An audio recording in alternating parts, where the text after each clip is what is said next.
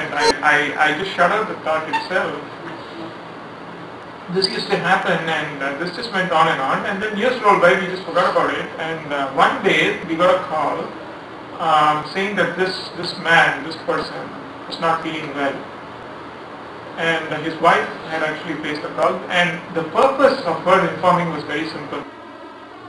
She said that all through his life he has sinned a lot unknowingly. He has spoken all these things about you. Much as I tried to tell him, it did not work out. It does appear that he might not live for very long. So I do not want him to leave this body with carrying that avachara, that guru avachara. I don't want him to go with that because he will suffer. All said and done, he is my husband, so you should somehow forgive him for all that he did. So this message was conveyed actually, and even as this message was being told, Guruji did not even bother to listen to the whole thing. He said, let's go to the hospital, and we immediately went. Actually, Sita Kalyanam was going on at that time. In the middle, just Guruji got up and he said, we will immediately go. We went to the hospital, and Guruji sat by the bedside of this man, and please don't get me wrong when I say that. I'm being totally frank and honest. When I saw him even in that situation, I felt angry. Because the only things that came to my mind was all those things that he had spoken about Guruji. It was unbelievable for me to even imagine that Guruji had actually come here to meet him. I could not digest the thought. I was very restless. On one side, on the other side, I was completely admiring this also. I thought, only Guruji can do this. That is why he is what he is. Only he can do this. It did not seem to bother him at all. He was perfectly fine in the situation. And this man, he opened his eyes and he saw Guruji, and he's completely down and out. He cannot move his fingers. He's completely paralyzed. His tubes all over the place. And with great difficulty he opened his eyes, and just tears on his eyes. He's crying. He cannot even wipe his own tears. His hands cannot move. Somebody has to do it for him.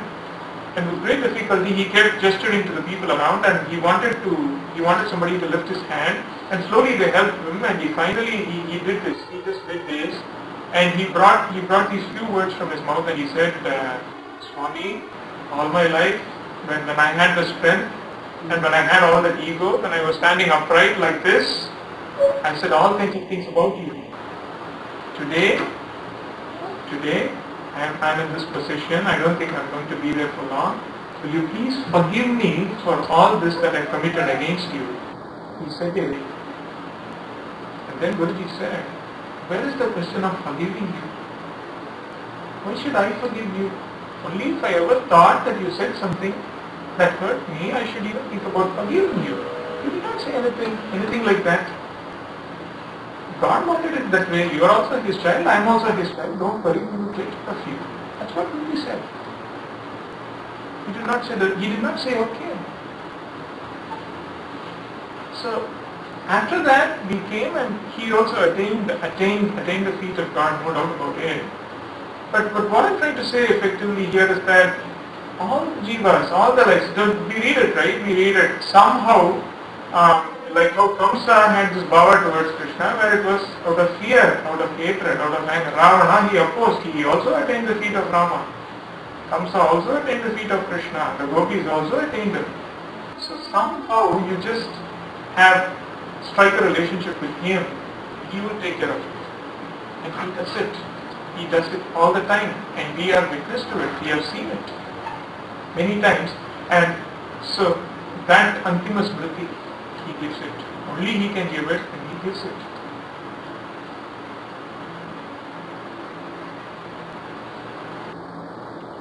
And the other thing that is commonly said about God is omnipresent. We say that he is present everywhere. Engum Nikamara Narendana.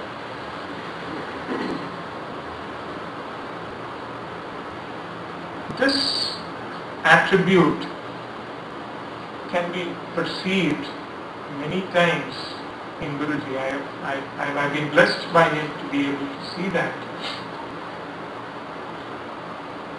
He would always say, Guruji would always say, do not confuse sympathy with this feeling, he would say. Meaning when somebody is in sorrow and we see that sorrow, we sympathize with them because They are in sorrow and you feel bad about it, you sympathize. You try to step into their shoes and imagine what they're going through. So it's empathy, sympathy and all those things.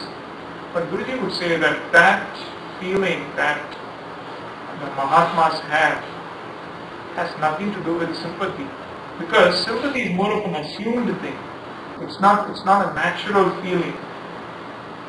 They literally feel that sorrow. Like how Vallala used to say, Vadiya Bhayarai Kanda Podidellam, Vadine. He said, it's not like, that's the difference between us and him. We do it out of sympathy. When you see a dried, a tree that's been chopped, you feel bad for it. But they actually feel that chop because they are in that conscious, because they are omnipresent. So they feel it. Like how Ramakrishna Paramahamsa used to scream when somebody steps on the grass outside saying it feels like somebody is stomping on my chest. He used to cry and he used to scream sitting in his room. So it's not an imaginary feeling, it's not an assumption, it's not a bhava, but it's a literal thing, an expression of that omnipresence. And Guruji used to perceive that all the time.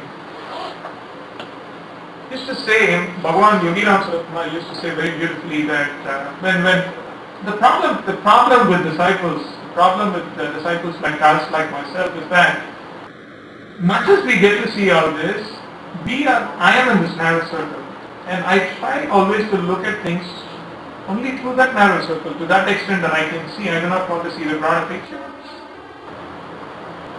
So I go to Premika Bhavan on Monday, and Guruji he talks to me very well, and he smiles and he does this, and I'm very happy. And the next day I go there, he does not even look at me. He just probably goes inside and shuts the door.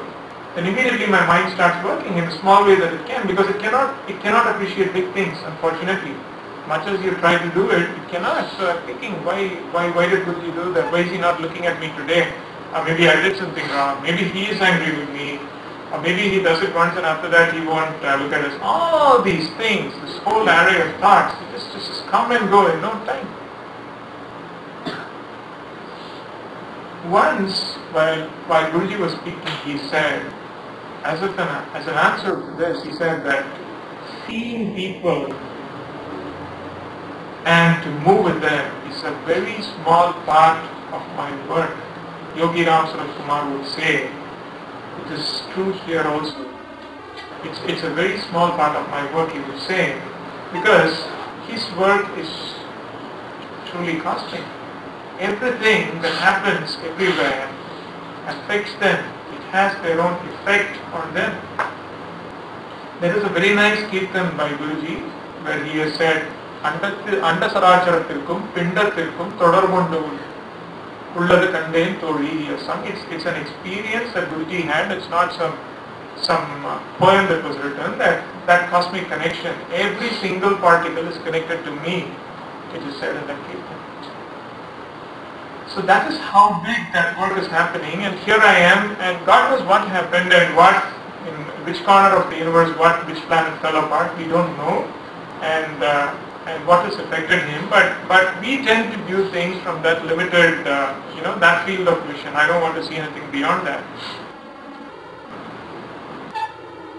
Once in the year 2004,